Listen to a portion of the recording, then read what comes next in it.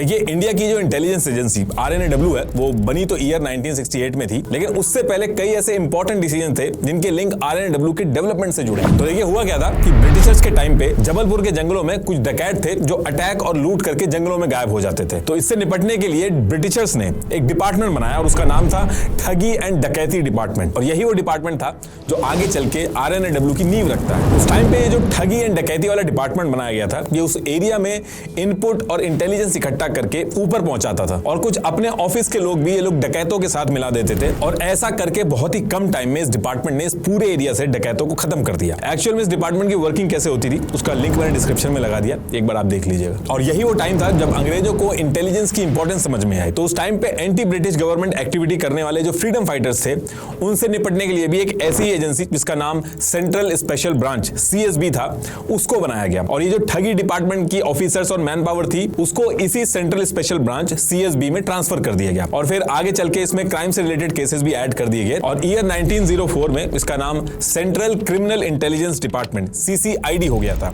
और फिर इसके 2 साल बाद ही इसका नाम IB इंटेलिजेंस ब्यूरो कर दिया गया था। और इसी के साथ साथ जब इनको इंटेलिजेंस में बहुत ज्यादा सक्सेस मिल रही थी, तो इन्होंने अलग से एक मिलिट्री इंटेलिजेंस का भी डिपार्टमेंट बनाया था। अब इसके बाद देश आजाद होता है और अंग्रेज जब इंडिया से जाते हैं तो बाकी डिपार्टमेंट की तरह IB डिपार्टमेंट जो था उसका भी ट्रांसफर किया जाता है। लेकिन IB के केस में अंग्रेजों ने सारे इन्फॉर्मर्स और एजेंट्स की जो डिटेल्स थी और जो सीक्रेट डॉक्यूमेंट्स थे, कुछ को डिस्ट्रॉय कर दिया और कुछ को साथ में ले गए।